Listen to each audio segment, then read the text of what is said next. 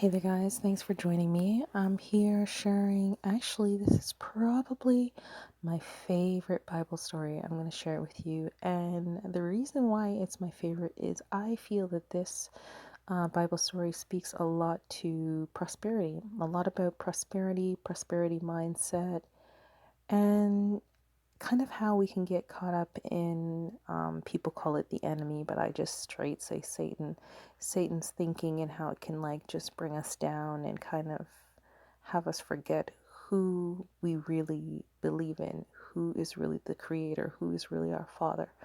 So let's go ahead and read the story together, and then I will share with you some of my thoughts on this story and why it is my favorite Bible story on prosperity. So let's go. So this story is called Elisha and the widow's olive oil.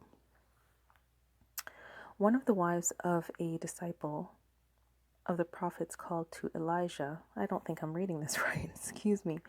One of the wives of the disciple of the prophets called to Elisha, "Sir, my husband is dead. You know how he feared the Lord.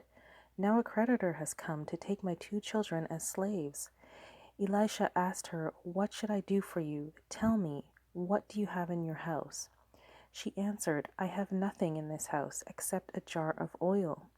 Elisha said, "Borrow many empty containers from all your neighbors, then close the door behind you and your children and pour oil into all those containers. When one is full, set it aside." So she left him and closed the door behind her and her children. The children kept bringing containers to her, and she kept pouring. When the containers were full, she told her son, "Bring me another container."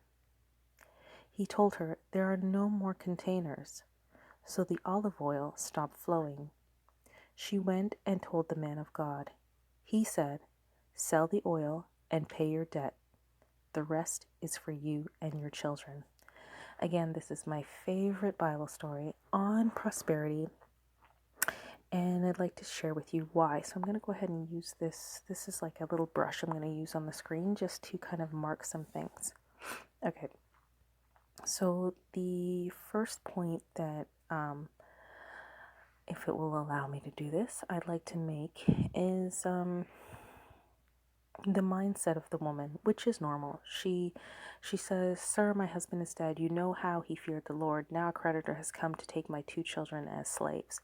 So right there we see something has happened. There's a situation that's now causing her to kind of go into a downward spiral in terms of her thinking, which we understand is natural and normal, right?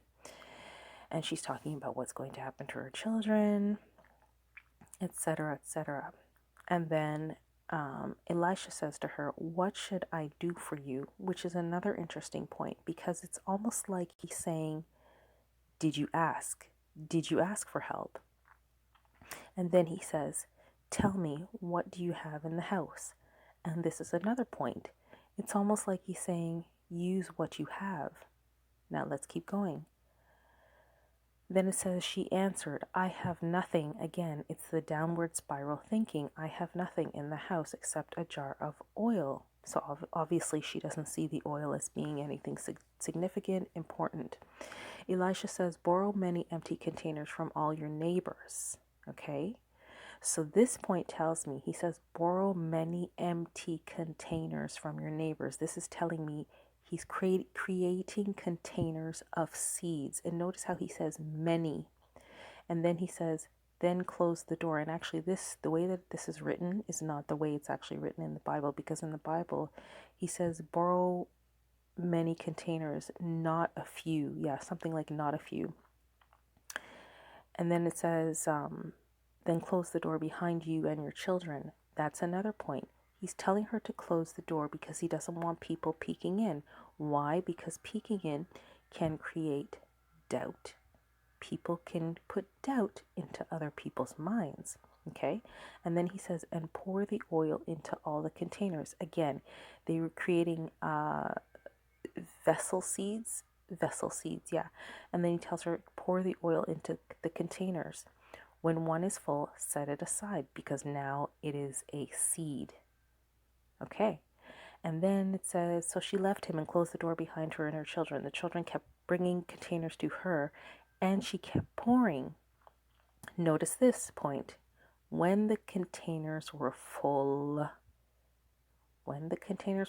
she told her son, bring me another container. And what did the son say? He told her, there are no more containers. And what does the scripture say here? It says, so the olive oil stopped flowing. Again, bring me another container. He told her there are no more containers, so the olive oil stopped flowing. So notice the olive oil only stopped flowing once all the containers were full. What this is telling me is that olive oil kept going and flowing and flowing and flowing. Why? Because Elisha's faith was a part of that situation, that creation. Why? Because he is a man of faith. And notice how they call him a man of faith. Why? Because he acts on zero doubt. And I really need to write a book about this, but I know that this is making sense to somebody out there. So his faith was causing the olive oil to continue and continue, because she says, how much olive oil did she say she has? She says, I have nothing in the house except a jar.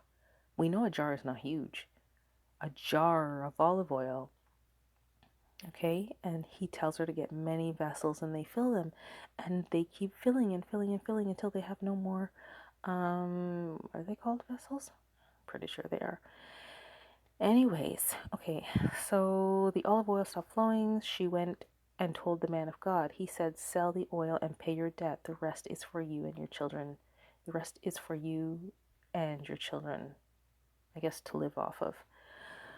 This story, it's my favorite. It's huge because it just shows you the power of a person's faith, how it can actually change, alter circumstances, even bring abundance and prosperity beyond what is expected. And it also shows, in contrast, by the woman's thinking, how doubt can be, and I'm going to use this word, a block to abundance and prosperity, just by your thinking.